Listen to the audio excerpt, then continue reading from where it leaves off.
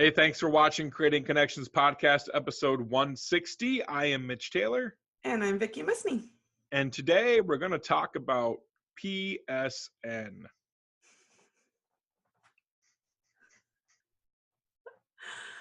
Personality, sales, and networking. We might not talk a lot about sales, but we're going to talk about the P in the end, personalities and networking today. And Vicki's going to share some insights. Stay tuned for more. That was nice and easy. What are you talking about? This also speaks to a much bigger issue. Providing personal solutions through understanding people. This is the Creating Connections Podcast with Gitomer Certified Advisor Mitch Taylor and Certified Personality Trainer Vicki Musney. Welcome back to Creating Connections Podcast, episode 160. I'm Mitch. And I'm Vicki. And today we're talking about personalities and networking. Now, my understanding is that, networking is one of those things that it's one of those things you're just told you kind of have to do. Well, if you own your business and you're wearing multiple hats, you kind of need to do it. And it doesn't have to be networking in the sense of I'm going to go to a chamber mixer or I'm going to go to join a BNI group or whatever. Right. It can just be when you're out, even at an event. We all know if we're at a wedding, we are not the only vendor there. Right. So we're talking about just connecting peer-to-peer, colleague-to-colleague with other event professionals, if you want to think of networking in that broader sense. And to me, it's important that you understand how best to network for you. Yes. And then how you can adapt you to the other folks that are around you so that you can connect with them on a deeper level. Absolutely. What specifically can you do? So that's what we're going to explore today. So, Vicki, you're a certified personality trainer. Yeah. So you have the insight here. Well, and Mitch, what I hear a lot from business owners is, oh, I'm not good at networking. Or if only I was this personality type over here. If only I was a yellow. Yellows are the perfect networkers. They have it so easy. If I was that personality, I could be a really good networker. Right. Well, first of all, I don't think that's true. Secondly, it doesn't really matter because you can't change your personality anyways. You have to just work with what you have. So you can make modifications in your behavior and you can say, oh, these are the things that I'm naturally good at. How can I build on those skills in regard to building relationships and networking? When I talk about the yellow personality, they're that loud, talkative, can strike up a conversation with anyone, anywhere personality. People think, oh, it's super easy for yellows to network because starting up conversations comes really naturally to them. But you know what is really difficult for most yellows? Remembering names. Stay focused. Focusing, not interrupting, listening, follow through. Those are really, really hard for yellows. So no, it's not that they have this ideal networking personality. Yeah, there's certain parts of it that come more easy to them. And so yes, while they can be great at starting up a conversation, yellows have to kind of train themselves to, once the conversation gets going, to shut up, to listen, to pay attention. If somebody's talking about how, their mom just had surgery or something like that, and you aren't really dialed in, you're going to just miss that part. But then what happens when you see them at an event in 2 weeks? Imagine if you could say to them sincerely, how's your mom doing? I remember you saying that she just had that surgery. Talk about a difference in connecting to just the casual, hey, how was your week? Right. See you here. But if you can, but it takes more work for yellows. Now, blues are kind of the opposite. They're opposite on that chart that I teach from, and they have the opposite strengths and the opposite challenges. It may be a lot harder for a blue to start that initial conversation, but blues tend to be very good listeners, and they're good at remembering those kind of details.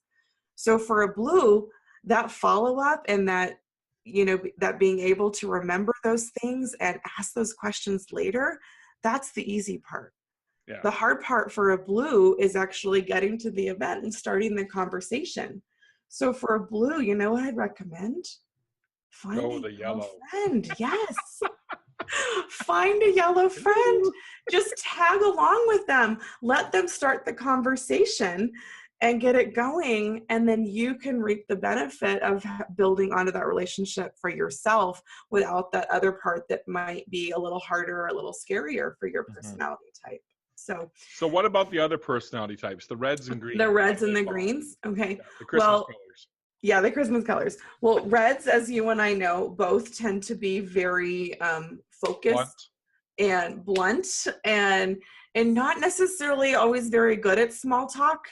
And the other big challenge, I think, for reds is that we tend to be so overscheduled. We're often rushing from one event to the next. And without realizing it, we can make people feel like either that it's a bother for us to be there, or that, wow, aren't you lucky? I'm gracing you with my presence because I have had such a busy day and here I am. Right. Just by mentioning, oh yeah, I just had this and that, and I've got to hurry up, I've got this meeting. And we're just kind of going through our to-do list in our head, but there's really no benefit in a relationship to bring that out. So reds really need to do something to get focused on one event before they get there.